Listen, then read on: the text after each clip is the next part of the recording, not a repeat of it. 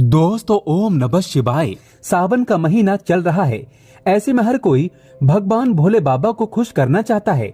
हर किसी की इच्छा होती है कि वो सावन में भोलेनाथ को खुश करके अपनी सभी इच्छाएं और मनोकामनाएं पूरी कर ले। दोस्तों, अगर भोले बाबा की कृपा हो जाए तो काल भी आपका कुछ नहीं कर पाएगा, क्योंकि कालों के भी काल है महाकाल। इसलिए अगर आप भी महादेव की कृपा पाना चाहते हैं तो सच्चे दिल से कमेंट बॉक्स में लिखें हर हर महादेव, ओम नमः शिवाय और एक लाइक जरूर कर दें। सावन का महीना भगवान भोलेनाथ की शक्ति का महीना माना जाता है और सावन महीने में जितना ज्यादा हो सके सारे कामों का त्याग कर अगर कोई भक्त विशेष तौर से भगवान भोलेनाथ को प्रसन्न करने में लग जाता है तो उसकी कुंडली के वारे न्यारे हो जाते हैं। साक्षात भगवान भोलेनाथ उसके जीवन में प्रवेश कर जाते हैं और भोलेनाथ का उसके घर में आगमन हो जाता है। इसी वजह से सावन का विशेष महत्व रहता है। दोस्तों, इसी तरह सावन के बारे में बताया जाता है कि जिस प्रकार आप अच्छे कार्य करके भोलेनाथ को प्रसन्न कर सकते हैं, तो दूसरी चीज है कि सावन के महीने में कुछ चीजें करने के बारे में कतई मना किया जाता है। इन चीजों का अगर आप सावन के महीने में पालन करते हैं तो परिवार में खुशियां रहती हैं, अन्यथा आपको दुखद प्राप्ति भी हो जाती है। दोस्तों, आज हम आपको बताने वाले हैं कि कितना भी जरूरी क्यों न हो जाए, कोई आपसे इन चीजों को उधार मांगे तो सावन के महीने में भूल कर भी ये 4 चीजें किसी को भी ना दें, अन्यथा आपके परिवार में कंगाली देखने को मिल सकती है। महादेव आपके घर का त्याग कर सकते हैं, वो रुष्ट हो जाएंगे। दोस्तों, आगे बढ़ने से पहले अगर आप भगवान शिव से प्यार करते हैं तो सच्चे दिल से कमेंट बॉक्स में लिखें ओम नमः शिवाय। सावन की हार्दिक शुभकामनाएं और हमारे चैनल को सब्सक्राइब करके इस बेल आइकन को जरूर दबाइएगा। दोस्तों, आज के समय में उधार देना या लेना हर व्यक्ति के जीवन में जरूरी सा हो जाता है। कोई किसी को उधार देता है तो इस बात के लिए कि उन्हें उनके जीवन में अच्छी चीजें वापस प्राप्त हो सके, तो इसकी वजह से वो उधार देते हैं। तो कुछ व्यक्ति सामाजिक सरोकार निभाने के लिए उधार देते हैं। लेकिन दोस्तों, क्या आप जानते हैं सावन के महीने में अगर आप ऐसा करते हैं तो आपके जीवन में कंगाली विद्वान हो जाती है। कम से कम सावन के महीने में तो ऐसा ना करें। दोस्तों, बात करते हैं सबसे पहली चीज की। सावन के महीने में सबसे पहली चीज तो ये है कि भोलेनाथ से जुड़ी किसी भी प्रकार की कोई चीज आप किसी भी व्यक्ति को उधार ना दें। जैसे कि भोलेनाथ से जुड़ा किसी भी प्रकार का फल, भोलेनाथ से जुड़ा किसी भी प्रकार का वस्त्र और भोलेनाथ से जुड़ी पूजा की सामग्री आप भूल कर भी किसी को उधार या दान के तौर पर भी ना दें, क्योंकि माना जाता है कि अगर आप इस प्रकार की सामग्री दूसरे व्यक्ति को देते हैं तो आपके घर से भोलेनाथ दूसरों के घर चले जाते हैं और आपको वो नहीं प्राप्त हो पाता जो भोलेनाथ आपके लिए करने वाले थे। तो सबसे पहले आपको इस बात का ध्यान जरूर रखना चाहिए। दोस्तों, इसी तरह सावन का महीना धन प्राप्ति का महीना भी माना जाता है। भोलेनाथ साक्षात आपके घर के अंदर आगमन करने के लिए आते हैं, तो इस बात का आपको ध्यान जरूर रखना चाहिए कि सावन के महीने में भूल कर भी कोई व्यक्ति आपसे धन उधार मांगने के लिए आता है तो आपको उसे उधार पैसा नहीं देना चाहिए और सावन में आपको किसी अन्य व्यक्ति से उधार भी नहीं लेना चाहिए।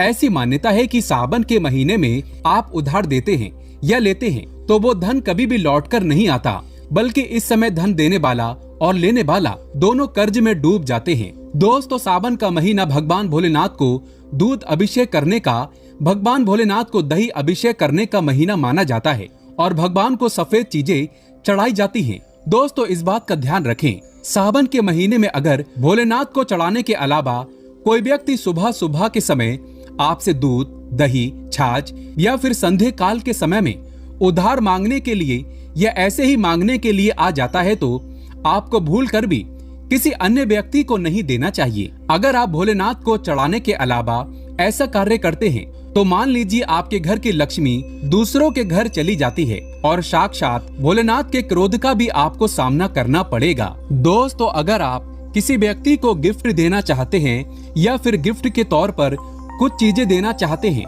तो सावन के महीने में भूल कर भी आपको किसी को भी अपनी पहनने वाली घड़ी या फिर बाजार से नई घड़ी खरीद कर आपको नहीं देनी चाहिए, क्योंकि हर व्यक्ति के साथ उसका समय अच्छा या बुरा चलता रहता है।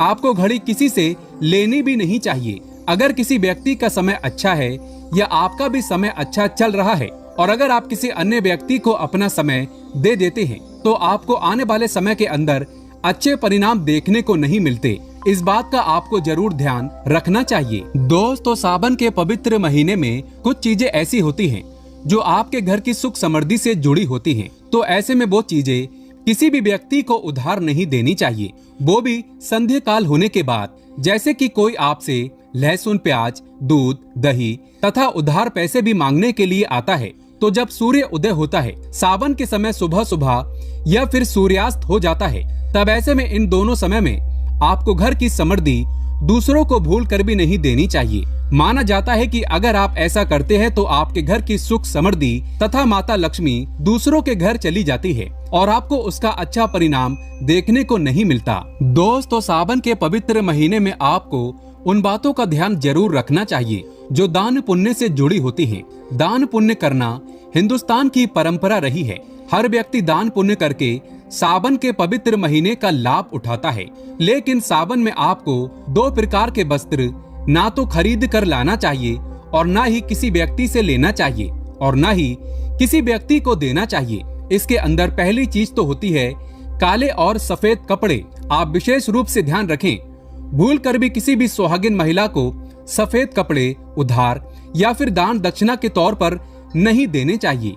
माना जाता है कि अगर आप ऐसा करते हैं तो उसके वैवाहिक जीवन को ये प्रभावित करता है और उसके वैवाहिक जीवन में दुख आ जाते हैं। तो इसी वजह से इसका ध्यान रखना चाहिए। दोस्तों, विशेष तौर पर काले कपड़े आप किसी को भी दान के तौर पर या उधार के तौर पर सावन के महीने में नहीं देनी चाहिए। ऐसी मान्यता है कि अगर आप ऐसा करते हैं तो सामने वाले व्यक्ति के जीवन में कंगाली आ जाती है और देने वाले व्यक्ति के जीवन में राहु दोष लग जाता है और साक्षात भोलेनाथ उस व्यक्ति से क्रोधित होने लगते हैं। तो इस बात का आपको जरूर ध्यान रखना चाहिए। दोस्तों, महिलाओं की आदत होती है कि जब रसोई के अंदर किसी प्रकार का सामान कम या ज्यादा होता है तो अपने आस पड़ोस में मांगने के लिए आ जाते हैं। तेल, घी या फिर अपने घर की हल्दी, ये तीनों चीजें सौभाग्य का प्रतीक मानी जाती हैं। जिस घर में ये चीजें होती हैं, माना जाता है कि सावन के महीने के बाद उसके घर में सुख समृद्धि बनी रहती है। तो सावन के महीने में अपने घर से किसी को भी भूल कर भी इस प्रकार की चीजें आपको उधार ना तो देनी चाहिए और ना ही लेनी चाहिए। अगर आप ये गलती करते हैं तो देखते ही देखते आपके परिवार पर दुखद परिणाम देखने को मिल सकते हैं और आपके घर की सुख समृद्धि दूसरों के घर चली जाती है। दोस्तों, सावन के महीने में बासी रोटी दान नहीं करनी चाहिए, ना ही किसी जानवर को खिलानी चाहिए। बासी रोटी हमेशा बासी ही कहलाती है। इसीलिए अगर आप भोले बाबा की कृपा पाना चाहते हैं तो ऐसे में ताजी रोटी तथा ताजे बने चावल ही खिलाने चाहिए। इससे भगवान भोलेनाथ बहुत खुश होते हैं। दोस्तों, सावन के महीने में अगर आप किसी व्यक्ति को दान देने की सोच रहे हैं तो आप नए कपड़े दे सकते हैं, लेकिन ध्यान रखें काले और सफेद कपड़े ना दें।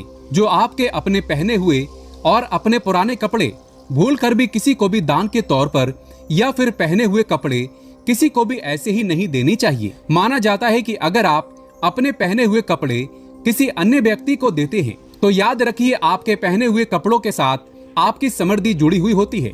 अगर वो दूसरों के घर चली जाती है तो आपको कंगाली या फिर इस प्रकार की चीजों का सामना करना पड़ता है जो आपके परिवार के लिए अच्छे नहीं होते। तो हमेशा इस बात का ध्यान रखें, अपने पहने हुए कपड़े कभी किसी को ना दें।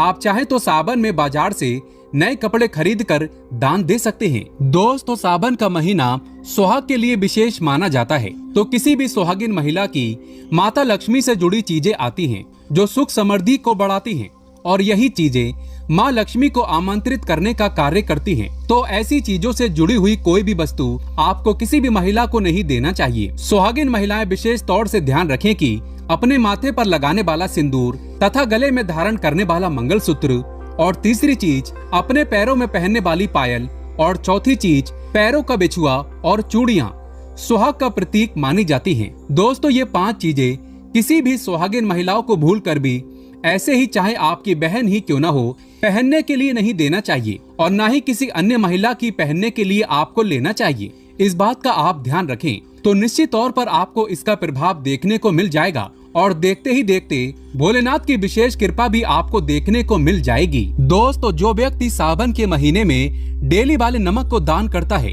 तो उसके वारे न्यारे हो जाते हैं। भगवान भोलेनाथ की कृपा उसके ऊपर सदैव बरसती है। सावन में नमक का दान हर हाल में आपको करना चाहिए। अगर आपको सुख समृद्धि की इच्छा है, भगवान भोलेनाथ की असीम कृपा पाना है, तो सावन में नमक का दान करना ना भूलें। नमक का दान करने से पहले उसमें दक्षिणा अवश्य डालें तथा थोड़े चावल भी दान करें। नमक का दान सर्वश्रेष्ठ माना जाता है। आप रातों रात अपना भाग्य बदल सकते हैं। दोस्तों, अगर आप वाकई में भगवान शिव से प्यार करते हैं तो कमेंट बॉक्स में हर हर महादेव अवश्य लिखकर जाएं। भोले बाबा आपकी सभी मनोकामना अवश्य पूर्ण करेंगे। महादेव के लिए एक लाइक तो बनता है।